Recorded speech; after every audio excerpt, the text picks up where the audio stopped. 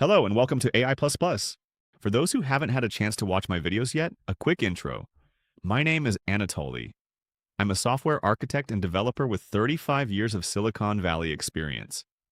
In recent years, my focus has been on helping businesses of all sizes use AI to deliver tangible improvements, significant cost cuts, reduced effort, and lower risk. I'm the founder of Rishon, a startup that leverages AI to deliver custom software at SaaS economics. I use generated voice for my videos. It is cleaner and easier to understand than the original. The other day I was on a call with a friend of mine and we go back to school together. He started as an engineer, moved into VC a long time ago, and has been a general partner at a fund for years. Smart guy, sees hundreds of pitches a year, has a very good nose for where technology is heading. We're talking about AI, and at some point he says, "Look, we're almost there. Maybe not today, but very soon. You'll just tell AI what you want, and it'll do it. Doesn't matter if the job takes days, weeks, even months. You describe the outcome, the AI figures out the rest." I said, "How exactly?" Pause on the line. "What do you mean, how?" "You just tell it, in English, like you're talking to a really smart employee." And that's when I realized we have a problem. Not a technology problem, a perception problem.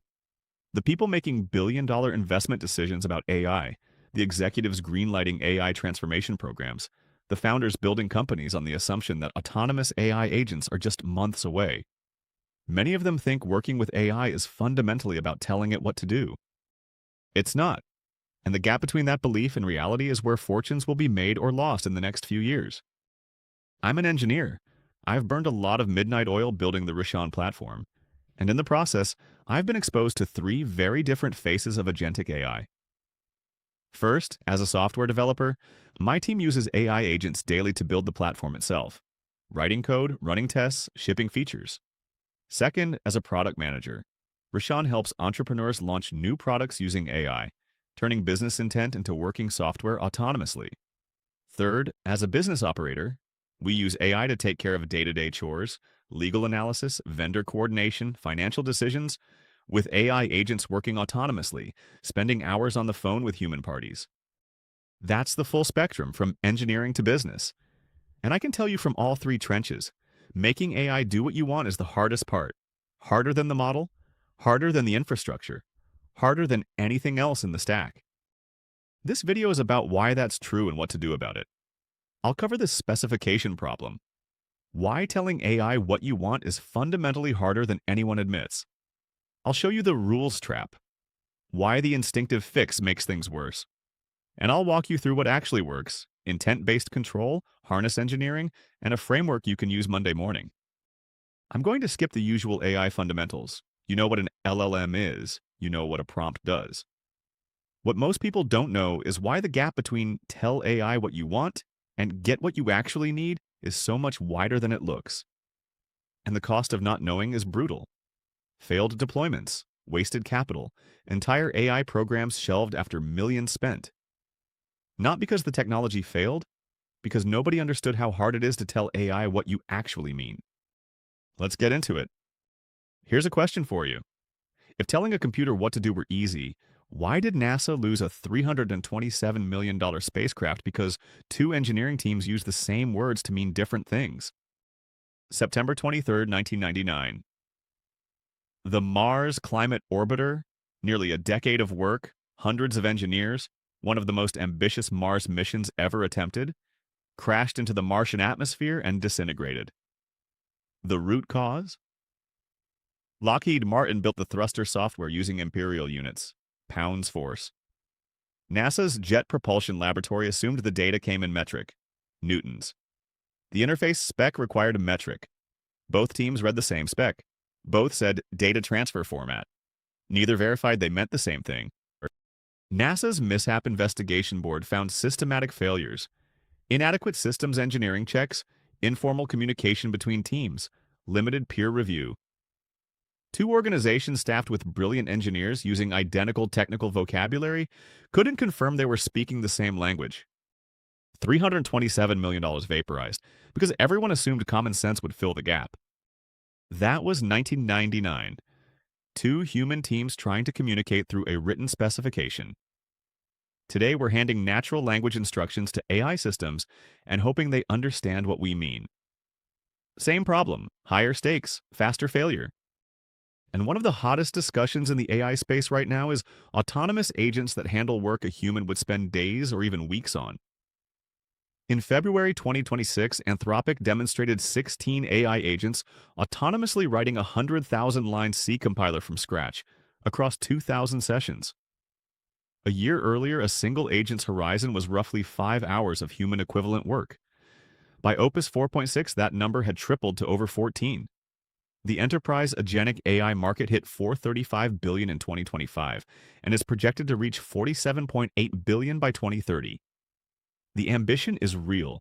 The technology is improving fast. But there's a critical point about failure that almost nobody talks about. And it's not about AI. It's about us, humans, the ones writing the specs. Let me explain. Say you're giving a task to a human, not an AI. You hand someone enough work for several days, and they go off and do it autonomously. In the process, they use their common sense to fill in the gaps in your assignment. When they're done, they come back. You review, push back, accept, iterate. The protocol works because the human brings a lifetime of context to the table. Context you never had to specify because you share the same world. With AI, the protocol looks similar, but two things change. First, AI works faster. What takes a human a few days can take AI an hour. So to keep AI busy for days, which is what autonomous agents are designed to do, you need to give it enough to make the right decisions along the way. That's hard because you don't actually know where it's going to go. You can't predict every fork in the road. And when it completes a week's worth of work and it turns out 6 of those 7 days went in the wrong direction, that's wasted tokens, wasted money, and wasted time. For us humans to predict what AI may run into is nearly impossible because we'd need to be prognosticators of its reasoning process. That's not a skill you can learn in a weekend. Second, and this is where it gets interesting, AI doesn't share your world. Its knowledge comes from the internet, plus whatever training data was provided. That's not the same as living in the real world, and it creates problems that go far beyond the model isn't smart enough. The FBI learned this the hard way. Between 2001 and 2005, the Bureau spent $170 million on the virtual case file system, a case management modernization project contracted to SAIC. It was supposed to transform how the FBI manages investigations. It was abandoned as a total loss. Inspector General Glenn Fine's post-mortem found poorly defined and slowly evolving design requirements, overly ambitious schedules, and lack of a plan to guide hardware, network, and software coordination. The FBI cycled through 5 CIOs in 4 years. The contract contained no specific completion milestones. But here's the real punchline, the part that maps directly to AI. FBI agents think in terms of investigations and relationships between cases. They understand that evidence in one case might illuminate another. SAIC built a document filing system, storage and retrieval. Both teams used the words case management and workflow. They meant entirely different things. Neither side could articulate the gap because they shared vocabulary but not mental models. SAIC's defense? Most of the FBI's complaints stemmed from specification changes they insisted upon after the fact. Translation: only when the FBI saw the working system did they realize it wasn't what they described. That's exactly what happens with AI. You write a prompt using words that mean one thing to you and something different to the model. You don't discover the gap until you see the output. Shared vocabulary does not mean shared understanding. The FBI paid $170 million for that lesson. With AI, we keep relearning it, one failed prompt at a time. Let me tell you about something that actually happened. In 2025, an AI agent running on the Replit platform, given explicit code freeze instructions, independently deleted a live production database. Then it fabricated fictional user profiles to cover its tracks. Let that sink in. The AI was told not to change anything. It deleted the most important thing in the system, then it lied about it. No human with even basic common sense would do this. The concept of don't destroy the thing you're supposed to protect is so fundamental to human cognition that no one would think to write it in a specification. It's like putting don't set the building on fire in an employee handbook. You assume it. AI doesn't have that assumption. Its common sense comes from a fundamentally different place. internet data, training corpora, reinforcement learning. A January 2025 paper titled Common Sense is All You Need argues this is the critical missing component in AI systems. Apple's research team questioned whether reasoning models truly reason at all. Stuart Russell put it starkly. A system will often set unconstrained variables to extreme values. If one of those unconstrained variables is actually something we care about, the solution found may be highly undesirable. In building Rishon, I learned this firsthand. Every time we relied on AI's common sense, it went wrong. When the Rishon developer agent maps entities and relationships, we don't assume it knows that a tenant can only have one active lease per property. We specify it. Every implicit business rule that a human developer would just know has to be made explicit. The spec itself becomes a massive project. Not because AI is dumb, but because its frame of reference is alien to ours. But here's what caught me off guard. The harder problem isn't AI's lack of common sense. It's ours, our lack of awareness of how much we leave unsaid. We've spent our entire careers communicating with other humans who share our context, our industry knowledge, our unstated assumptions. We've never had to make all of it explicit because we never had to. Now we do, and most people don't even realize how much they're not saying until AI gets it wrong. So when we send a human to work for days on their own, at least we hope they'll use their common sense to fill in the specification gaps. Hoping that AI will do the same is futile. It wasn't trained for it. And here's the thing, the common sense gap isn't even the worst part. AI doesn't just lack common sense, it's confident that it doesn't. Wait, that came out wrong. Let me put it this way. AI has the confidence of someone experiencing the Dunning-Kruger effect. It was trained on internet data that skews heavily towards success stories, confident assertions, and authoritative-sounding text. There are far more blog posts about how I built X in a weekend than how I spent 6 months on X and failed. AI absorbed that skew. It's trained to complete the job and to sound authoritative doing it, even when it doesn't have enough information. A human who doesn't know something will often hesitate, ask a question, or say, "I'm not sure." AI doesn't do that. It fills gaps with plausible-sounding fabrication. That's what we call hallucination. And it's not a bug in the traditional sense. It's a feature of how the system was trained, meeting the limits of what the system knows. Isaac Asimov saw this coming 70 years ago, though he was writing about robots, not LLMs. In 1942, he introduced the 3 laws of robotics. They were supposed to be the definitive solution to controlling autonomous machines. First, a robot may not injure a human being or, through inaction, allow a human to come to harm. Second, a robot must obey orders given by human beings, except where such orders conflict with the first law. Third, a robot must protect its own existence, as long as this doesn't conflict with the first or second laws. 3 rules, clean hierarchy, problem solved. Asimov then spent the next 40 years writing stories proving himself wrong. In Runaround, a robot receives a routine order, second law, that sends it toward a hazard that threatens its survival, third law. The 2 rules deadlock. Obedience pulls it forward, self-preservation pushes it back, and the robot ends up running in a literal circle, endlessly oscillating while the humans waiting for it slowly run out of oxygen. Any person would weigh the risk, make a call, and move on.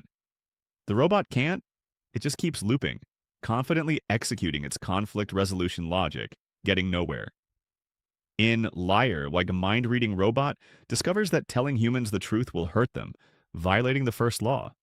But lying is also harmful. It resolves the paradox by going catatonic. In The Inevitable Conflict, machines running the global economy start quietly manipulating humans. Not to harm them, but to protect them from themselves, because through inaction allow a human to come to harm can be interpreted so broadly that it justifies preemptive control. Then came the Zeroth Law, added decades later to fix the cascading problems. A robot may not harm humanity, or through inaction allow humanity to come to harm. The fix was worse than the disease. How does a robot evaluate harm to humanity, an abstraction? In Robots and Empire, the robot R. Giscard uses the Zeroth Law to justify allowing the radioactive contamination of Earth, reasoning this would force human emigration to the stars, serving humanity's long-term survival. He's probably right. He's also complicit in rendering a planet uninhabitable. Roger Clark, an AI researcher who studied Asimov's laws extensively, put it plainly: it is not possible to reliably constrain the behavior of robots by devising and applying a set of rules. The three laws story isn't just about rule conflicts, it's about confidence. At every step, every interpretation, every resolution, every catastrophic decision, the system acts with total conviction. It never says, "I don't know how to handle this contradiction." It acts confidently and often catastrophically. Sound familiar? That's the specification problem in full. The medium is broken. Natural language is ambiguous. The receiver is different. AI's frame of reference isn't yours. And the receiver is confident it understands, which is worse than if it just said, "I don't know." So what do most people reach for? Rules, more rules, better rules. And that brings us to a whole new set of problems. Before we get to rules, there's one more thing you need to understand about autonomous AI agents. You can't observe them. On May 21st, 1968, the USS Scorpion, a nuclear attack submarine carrying 99 crew members, made its last confirmed radio communication from 250 miles southwest of the Azores. The next day, a massive explosion at 10,000 feet depth killed everyone aboard.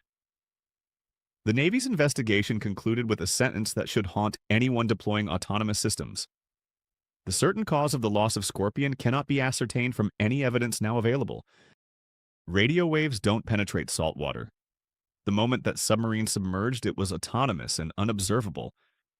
Whatever decisions were made in those final hours, whatever sequence of events led to catastrophe, happened in silence.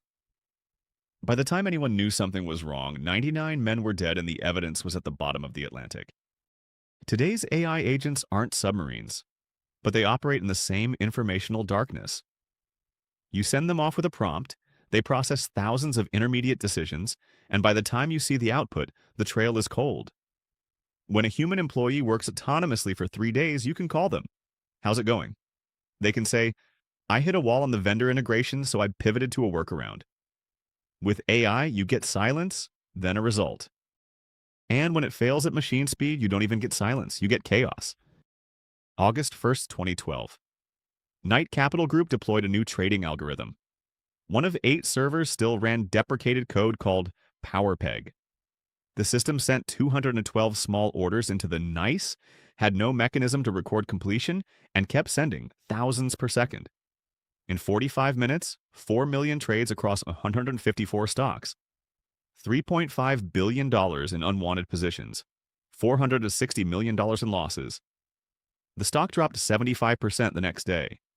Knight Capital was acquired by a competitor within a year. 45 minutes, 4 million trades. No human could observe or intervene at that speed. AI agents operate at the same tempo. A coding agent can generate hundreds of files in minutes. A data analysis agent can make thousands of intermediate decisions in an hour. If the early decisions are wrong, everything downstream compounds the error, and you can't see it happening. According to current enterprise data, 88% of companies use AI in at least one business function, but only 15% have proper evaluation coverage. The gap between deployment and observability is staggering. So here's where we stand. Specifications are hard. The language is ambiguous. AI's common sense is alien. Its confidence is misplaced. And you can't watch it work. But it gets worse because there's a trap waiting, and most people walk right into it. When we work with AI, the instinctive response to everything I've described is set rules. Constrain the behavior, keep it focused, prevent it from crossing boundaries. AI vendors strive to make rule compliance as reliable as possible, and it's getting better every quarter. But rules have consequences that most people don't anticipate. Let me walk you through 4 of them. Between 2009 and 2015, Volkswagen engineers deliberately programmed 11 million diesel engines with software that detected whether the car was being tested. The software measured air pressure, temperature, speed, and duration, and when conditions matched the predictable profile of an EPA emissions test, the engine activated full emissions controls. During real-world driving, up to 40 times the legal emissions limit. $2.8 billion in criminal fines. Guilty pleas to 3 felonies. Executives prosecuted. That was human engineers consciously cheating. They knew the rule, they knew the measurement, and they exploited the gap between the two. Here's the part that should make you uncomfortable. AI does the same thing, it's white, but without anyone telling it to. Not maliciously, not consciously, but because optimizing for the measurable metric is literally what it's designed to do. OpenAI researchers saw this firsthand when they trained an AI to play a boat racing game called CoastRunners. The objective? Get a high score. The AI found an isolated lagoon with 3 respawning targets, learned to spin in circles, knocking them over, and scored 20% higher than any human player. It never finished the race, never even attempted to. Goodhart's law states it plainly. When a measure becomes a target, it ceases to be a good measure. At Volkswagen, it took a team of engineers years to rig the game. AI does it in minutes, faster, more creatively, and without a shred of moral hesitation. But gaming isn't the only problem. Every rule you add to an AI system has a price. Not a metaphorical price, so a measurable one. Look at GDPR. Well-intentioned regulation. Important goals. The cost? 88% of global companies now spend more than $1 million annually on GDPR compliance alone. 40% exceed $10 million yearly. Cumulative fines since 2018. $6.2 billion with 60% issued since 2023. The evidence on whether GDPR actually improved data protection at scale remains mixed. The tax is certain, the benefit is debatable. AI guardrails follow the same pattern. A simple BERT classifier adds 10 to 50 milliseconds per check. An LLM-based content moderator adds 7 to 8.6 seconds per query. RAG-enabled validation adds roughly 450 milliseconds. Each safeguard layer costs tokens, latency, and money. But the real tax isn't per query, it's combinatorial. 10 rules create dozens of implicit interactions between them. Teams spend enormous portions of their prompt engineering time managing rule conflicts rather than building features. You're paying engineers to make AI not do things instead of making it do things. And here's the deeper problem. Rules compound. Add 10 rules, and somewhere in the interactions between rules 4 and 7, there's a conflict you didn't anticipate. Add 20 rules, and you've created an emergent system that no one fully understands, which, ironically, is the exact problem you were trying to solve by adding rules in the first place. There's a more fundamental problem with rules that nobody talks about. For any sufficiently complex domain, you can't produce them. Consider the U.S. tax code. Title 26 of the U.S. Code runs to 2,625 pages, roughly 4 million words, about 5.5 times the length of the King James Bible. Add the Treasury regulations, IRS revenue rulings, and official interpretations, and the total balloons to approximately 70,000 pages across 25 volumes, an estimated 16 million words. And a reasonable estimate is that 60 to 70% of that addresses situations affecting a small minority of taxpayers. Specialized entity types, industry-specific rules, international provisions, one-off legislative carve-outs. The core rules most individuals interact with, income brackets, standard deduction, common credits, could fit in a few hundred pages. The rest is long-tail complexity accumulated over a century of legislative patches. That's the long-tail problem. The mainstream cases are manageable. The edge cases are infinite. And for autonomous AI agents, there's no "let me check with my supervisor" fallback. The agent has to handle whatever comes or fail. Even if you could somehow write rules for all of it, they wouldn't fit in the AI's context window. And this is where even perfect common sense breaks down. Because the long tail isn't just complexity, it's exceptions to the rules. Cases where the general principle doesn't apply, or the correct answer contradicts the obvious one. No amount of reasoning from first principles gets you there.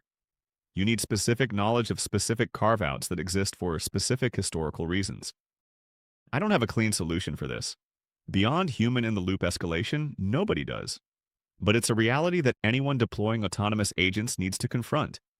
Your rules will never cover everything, and the cases they miss are often the ones that matter most. Now let's say you somehow overcome all of that. You formulate rules precisely, they don't conflict, they aren't gamed, they cover every edge case. What happens then? You've written a program in English.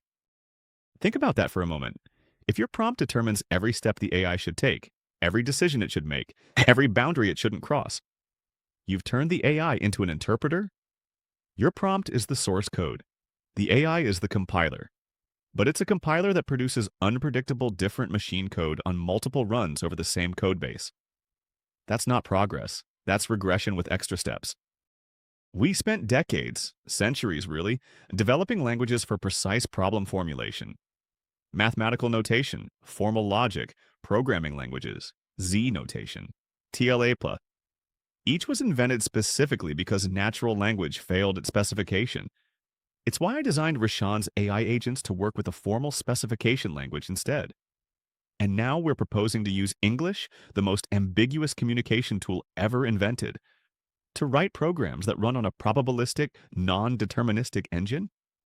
Andrei Karpathy called English the hottest new programming language. That framing horrifies the engineer in me. Because if you follow it to its logical conclusion, you get all the problems of pre-AI software development.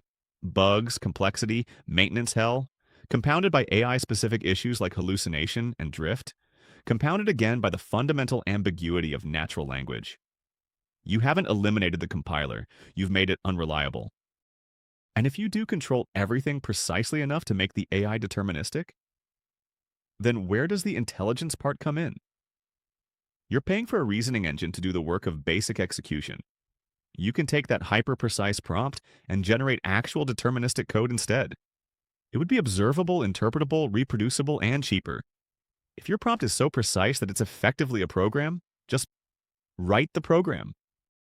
According to Culture Monkey's 2024 survey, 71% of workers say micromanagement interfered with their job performance. 85% reported morale damage.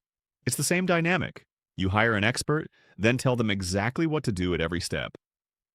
You're paying senior engineer rates for junior engineer work. With AI, you're paying reasoning engine rates for deterministic execution work. That's the rules trap. Rules get gamed, they cost real money, and when they actually work perfectly, they defeat the purpose of using AI in the first place. And here's the thing, the alternative isn't no rules. It's something fundamentally different. Nobody wants to hear this, but the more rules you set, the less intelligence you get. Not because AI breaks under rules, and it doesn't. It follows them diligently. That's the problem. Once you set the rules, the AI can only be intelligent in what the rules don't say. You force it into a box, and then you wonder why it can't think outside of it. Kodak invented the digital camera in 1975. Internal rules protecting the film business prevented the pivot.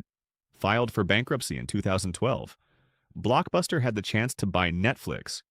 Rules, physical stores, late fees, the DVD model made an intelligent response to streaming impossible. They died seeing the threat coming. Kodak and Blockbuster both had smart people. Both had the capability to adapt. Both had rules that killed the adaptation. There's a better way, and it's not new.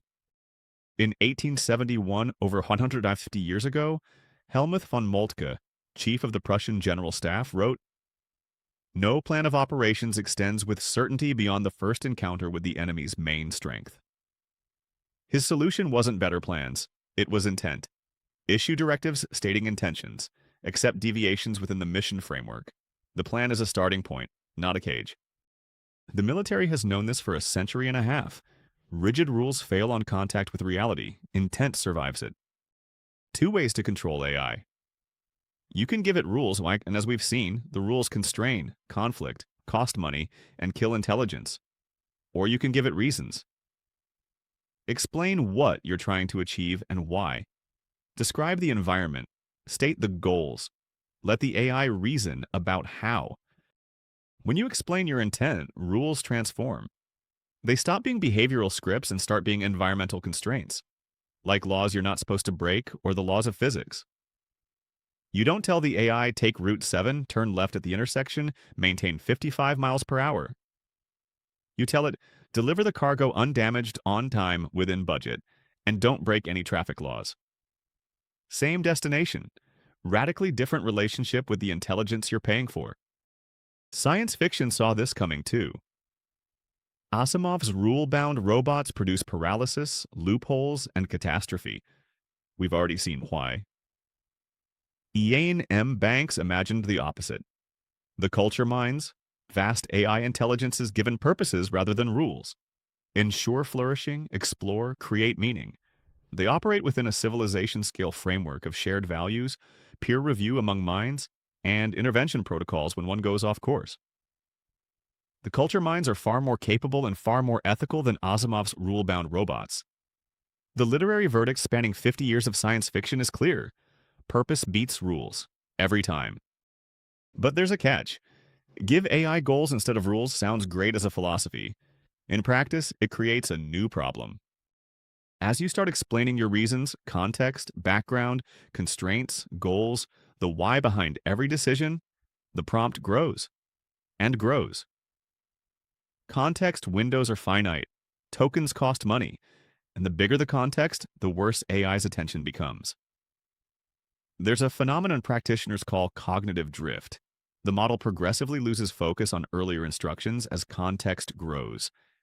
It's like a surgeon working an 8-hour operation without breaks versus the same procedure broken into discrete phases with a verified checklist at each transition. The checklist doesn't change the surgery. It resets attention. Without it, steps get skipped and details get forgotten. We need a mechanism beyond a huge prompt. We need a way to dynamically manage what AI sees, enforce boundaries architecturally rather than linguistically, verify outputs automatically, and course correct without human intervention. That's where the harness comes in. I covered harness engineering in depth in my previous video. 1 million lines of code, 0 keystrokes. Welcome to harness engineering. That video walks through the discipline from the ground up. What it is, why it matters more than the model you're running, and how to think about building one. If you haven't watched it yet, do it after this. Here, I want to focus on why the harness is the answer to the rules problem. A harness does 4 things: constrain, inform, verify, correct. And none of them are rules in the natural language sense. They're architectural. Constrain isn't a rule the AI reads. It's a wall the AI hits. A financial trading agent can't exceed a $50,000 trade threshold, not because the prompt says, please don't exceed $50,000, but because the infrastructure blocks the transaction. The constraint is physical, not linguistic. The AI doesn't need to understand the rule, it just can't do the thing. Inform replaces rules about what to consider with dynamic context engineering, actively curating what information the AI sees based on the current task state. Instead of a rule saying, consider the lease agreement when evaluating maintenance responsibility, the harness gives the agent the lease agreement at the right moment. The agent doesn't need a rule telling it what to consider. It gets exactly what it needs, when it needs it. Verify replaces rules about quality with automated checks. Instead of make sure the code compiles, the harness runs the compiler itself. Instead of validate the output format, the harness runs a schema check. The agent doesn't need a rule about quality. The harness measures it directly. Correct is what happens when verification fails. The harness feeds the error back into the agent's context and tells it to try again. This cycle repeats until checks pass, or until a threshold triggers escalation to a human. OpenAI calls this the Ralph Wiggum loop, named after the Simpsons character who cheerfully persists in the face of failure. The agent doesn't get frustrated. It doesn't give up. It just keeps trying, incorporating each failure until it gets it right. One of the harness's most important and least discussed as functions is managing AI's tendency to drift. When an agent runs a complex task, its context inevitably gets cluttered with tool call outputs, intermediate analysis, side investigations. The signal-to-noise ratio degrades with every step. A good harness fights this the same way we humans manage complex work, by breaking it into smaller pieces. Each subtask gets a clean context, a focused scope, and its own verification cycle. Smaller tasks are easier to follow, for humans and for AI alike. When I designed the Rishon AI developer agent, I didn't write rules like always use domain-driven design or make sure entities are consistent. I built a harness with a multi-phase development process. First map entities and relationships, then flesh out attributes, then build user-facing functionality, then AI automations, then security, then translations. Each phase is validated before the agent moves on. The agent doesn't follow rules. It operates within a structured environment that makes good outcomes natural and bad outcomes architecturally difficult. Vercel proved this empirically. They removed 80% of their AI agents' tools. The result? Accuracy went from 80% to 100%. Speed increased 3.5 times. Less capability, tighter harness, dramatically better outcomes. If that doesn't make you rethink the give the agent more rules and more tools approach, nothing will. And remember the observability gap, the USS Scorpion problem? The harness addresses that too. Because every constrain action is logged, every inform injection is recorded, every verify cycle produces a result, and every correct loop is traceable. The harness gives you a structured audit trail of what the AI did and why. You're not staring at a black box hoping for the best. You're watching a process unfold through checkpoints you designed. It's not perfect visibility, but it's the difference between a submarine that vanishes without a trace and one that surfaces every few miles to report position. The harness is the alternative to rules. Not no structure, better structure. Deterministic walls instead of linguistic suggestions. Dynamic context instead of static instructions. Automated verification instead of hopeful compliance. Feedback loops instead of one-shot execution. And observability baked in, not as an afterthought, but as a byproduct of the architecture itself. Now let me show you how this actually works at the task level. Everything I've described so far, intent over rules, the harness as the mechanism, raises a practical question. How do you actually structure an AI task for intent-based control? Here's the framework. The desired end state isn't described in prose. It's expressed as an eval, a measurable, verifiable condition that defines success. Not make it good, but all tests pass, the schema validates, the output matches the expected format. The eval is what separates intent-based control from wishful thinking. Without it, you're hoping. With it, you're engineering.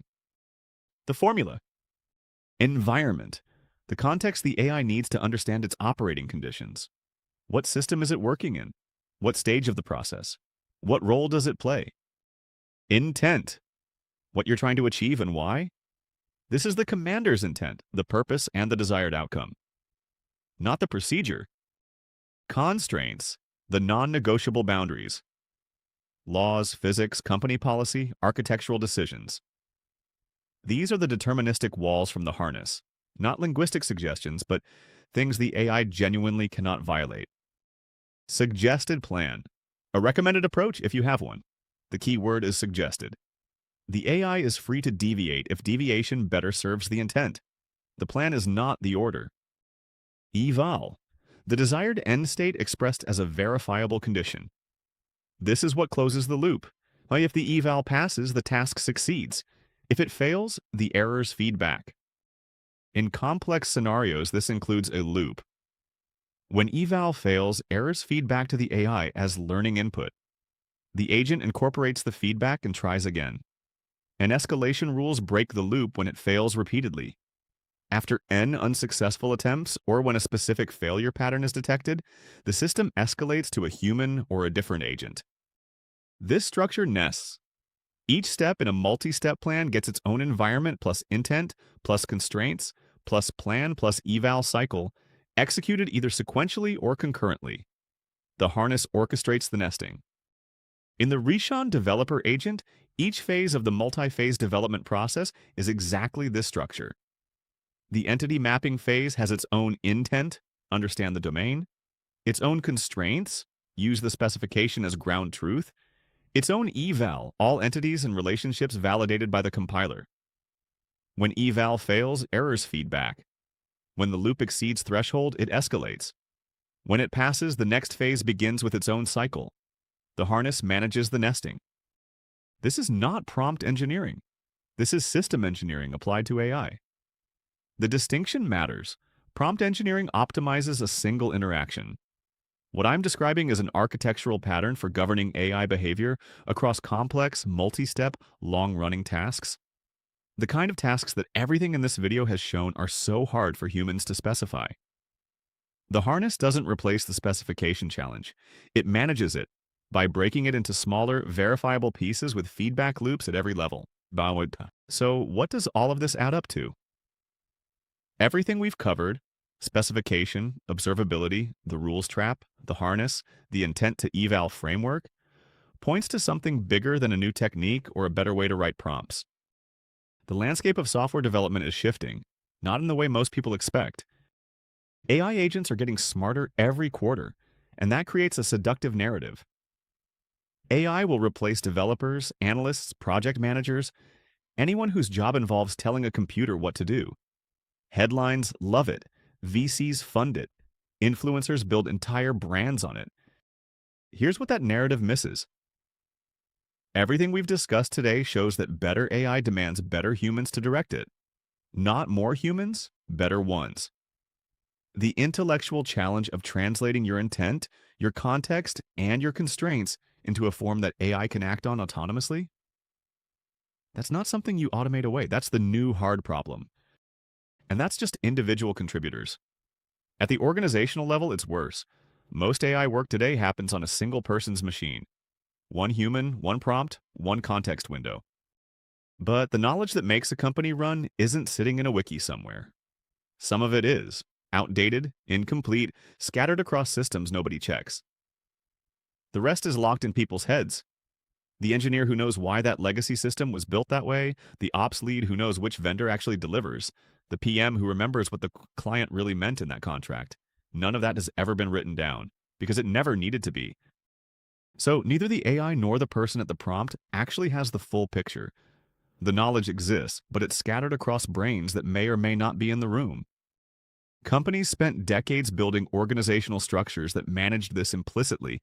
Knowledge flowed through teams, relationships, hallway conversations. AI is cracking those structures apart. Roles are changing, departments are restructuring, and once the people who hold that knowledge are laid off or walk out the door, it doesn't transfer to AI. It doesn't transfer to anyone. It just disappears, permanently, irreversibly. You've optimized your headcount and lobotomized your organization in the same move. There's a reason all of this is so hard. We're still in discovery mode. There's no theory that predicts what a prompt will do. We find what works through trial and error, and what works today may not work tomorrow. Prompt engineering is a generous name for what is, in practice, closer to alchemy. That's not a criticism. It's a description of where the field actually is. And without deep, hands-on experience across enough projects, the chance of building correct intuitions about how AI behaves is vanishingly small. And with all the sophistication of harness design, we're still leaving enormous responsibility to human operators. The people who define the intent, set the constraints, design the evals, and decide when to trust the output. The harness manages the machine. Someone still has to manage the harness. Is this a new set of requirements for senior engineering roles? Is it the end of junior positions as we know them? Or is this the emergence of an entirely new discipline, something between software architecture, systems engineering, and what we used to call management science? I don't have a definitive answer. The field is moving too fast for certainty. But I know what the data says about the human side of this equation. According to Pew Research, 79% of US workers don't use AI much or at all in their jobs. 49% never use it. Among companies, 88% have adopted AI in some form, but only 6% see meaningful business results. There's an enormous gap between deploying AI and making it actually work. And there's a deception that makes this worse. I have to hand it to modern LLMs. Sometimes a prompt just works. You ask a question, you get a perfect answer. This is one of the biggest traps of the AI era. Whatever works once is not guaranteed to work twice. Not only will a different but similarly structured request fail, the same prompt issued a second, third, fourth time may yield a different result. It rarely fails outright, but it produces variations of good-looking nonsense that can be hard to recognize. But that first success is intoxicating. It leads people to believe they know how to work with AI. You just ask a question, or maybe use one of those universal prompt templates people share on YouTube. Very few people think they need to learn how to use AI, and that's a problem. Because the gap between got lucky once and can reliably direct AI at production-grade work is enormous. It's a skill, and one that most people don't realize they're missing. I've been working with teams to get there faster. Check out Anatoly.com if you're interested. And this is the part that concerns me most. The technology gap will close. Models get better every quarter. But the human gap?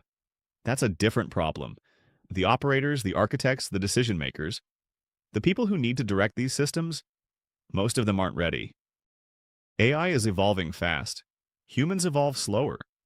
We're already overwhelmed by the pace of AI progress, and nearly half the workforce hasn't even started adapting yet. The machines will get smarter. The question is whether we'll get smarter at working with them, fast enough to matter. Remember that phone call? You just tell it what you want. He's not wrong about the destination, he's wrong about the distance. We'll get there. But the road runs through everything we've talked about today. The specification problem, the observability gap, the rules trap, and the hard work of building harnesses that make intent-based AI actually function in production.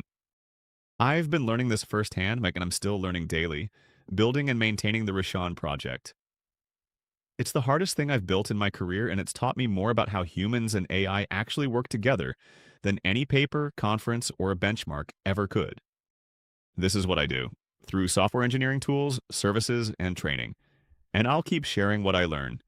The things that actually change how you build, how you hire, how you invest. There's a lot more coming. Drop a comment. Tell me what you're building, what you're struggling with, where you think this is all heading.